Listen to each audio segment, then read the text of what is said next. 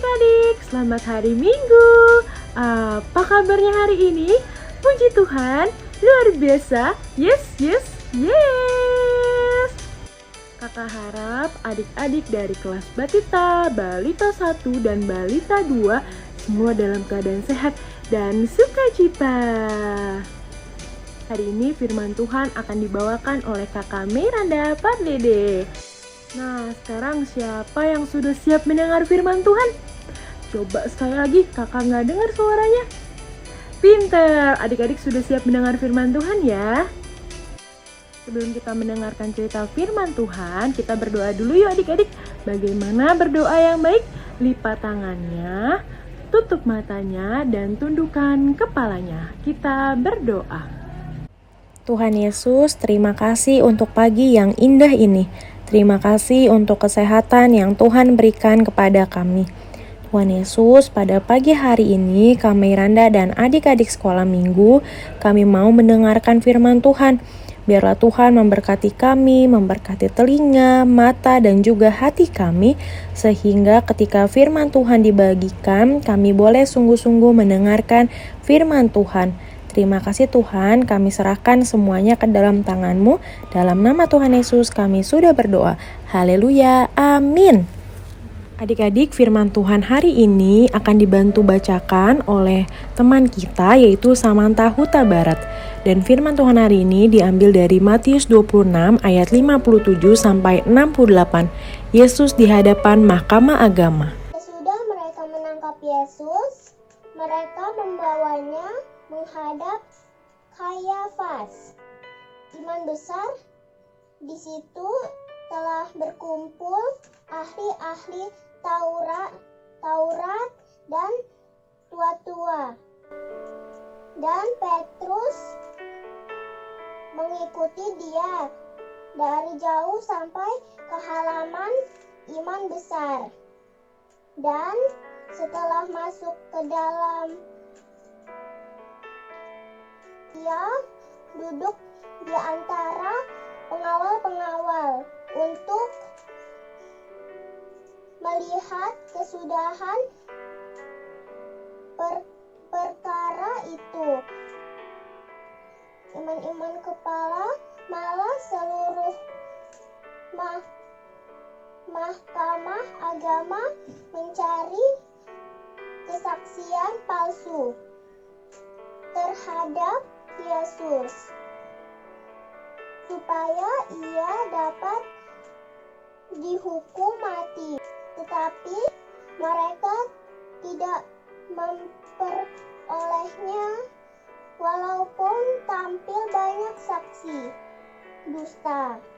Tetapi akhirnya tampillah 2 orang yang mengatakan, orang ini berkata, aku dapat merubuhkan bait Allah dan membangunkannya kembali dalam 3 hari. Imam besar itu berdiri dan berkata kepadanya, tidakkah engkau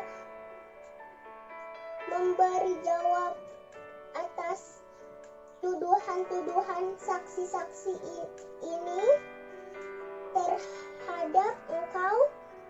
Tetapi Yesus tetap diam.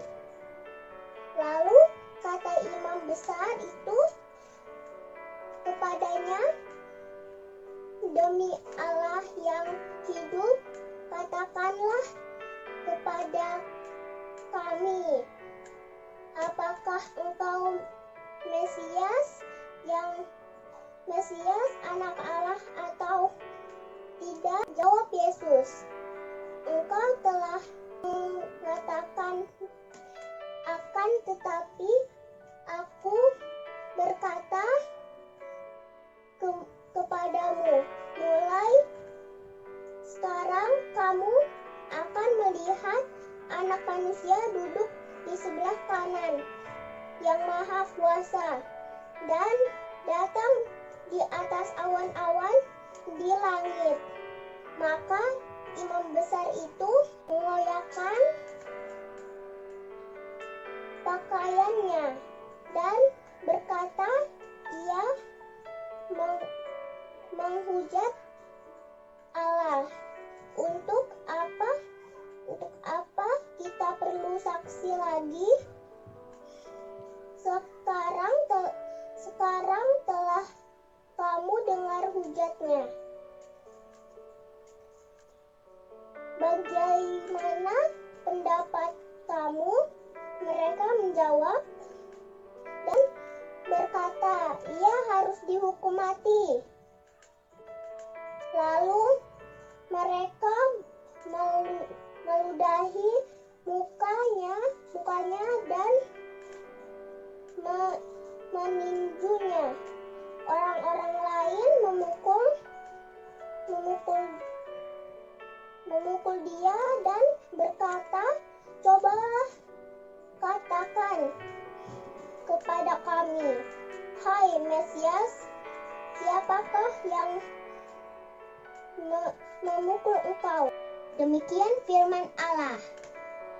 Nah, adik-adik, dari cerita tersebut ada 3 hal penting loh yang kita bisa pelajari. Yang pertama, dari cerita tersebut kita belajar bagaimana sih penderitaan Tuhan Yesus yang sungguh luar biasa untuk menyelamatkan kita orang-orang berdosa dari maut. Coba sekarang kakak tanya adik-adik, di sini ada tidak yang tidak bersalah tapi mau dipukul, diludahi, dibully? Mungkin adik-adik gak akan mau ya. Tapi kita lihat dari cerita tersebut, Tuhan Yesus mau melakukan hal itu untuk menyelamatkan kita. Luar biasa ya Tuhan Yesus. Maka dari itu adik-adik harus jadi anak yang taat kepada Tuhan, supaya penderitaan Tuhan Yesus yang sungguh luar biasa tidak sia-sia. Yang kedua, kita harus mampu membalas kejahatan dengan kebaikan. Nah adik-adik, kakak ada sedikit ilustrasi nih. Kenapa sih kita nggak boleh membalas kejahatan dengan kejahatan? Kalau kodok itu warnanya hijau. Kalau kelinci mendekat seperti ini. Aduh, siapa sih yang lempar sepatu ini? Kok gak sopan banget? Pokoknya aku bakal balas kejahatan dia. Sebel banget. Aku bakal lempar bahkan 2 sepatu. Biar dia syukurin tuh, rasain. Lagian gak sopan ngelempar sepatu. Stop dulu. Jangan marah dulu. Kita tidak boleh membalas kejahatan dengan kejahatan. Karena itu adalah perbuatan yang tidak disukai oleh Tuhan. Jadi kita harus membalas kejahatan dengan kebaikan. Karena Tuhan Yesus telah dahulu memberikan kebaikan kepada kita. Jadi kita harus memberikan kebaikan kepada semua orang. Dan yang ketiga, yang terakhir, adik-adik harus berani membela kebenaran dan mengatakan kebenaran. Jadi kalau adik-adik lihat ada yang salah, adik-adik tidak boleh membela, tetapi adik-adik harus berani mengatakan kebenarannya. Karena itulah yang diajarkan Tuhan Yesus kepada kita. Adik-adik, sekian dulu ya firman Tuhan pada hari ini. Sekarang untuk menutup ibadah hari ini, kita berdoa dulu ya adik-adik ya. Sikap berdoanya harus yang baik. Lipat tangannya, tutup matanya, dan tundukkan kepalanya. Kita berdoa. Tuhan Yesus, terima kasih atas firman-Mu, atas apa yang Tuhan sudah berikan kepada kami hari ini.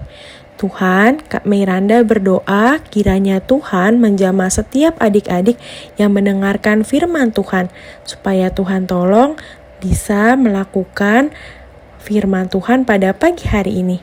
Terima kasih Tuhan, lindungi kami selalu dan berikan kesehatan. Haleluya, amin. Dadah adik-adik, selamat hari Minggu, Tuhan Yesus memberkati. Jangan lupa untuk tetap jaga kesehatan dan berdoa ya adik-adik. Sampai bertemu minggu depan. Dadah!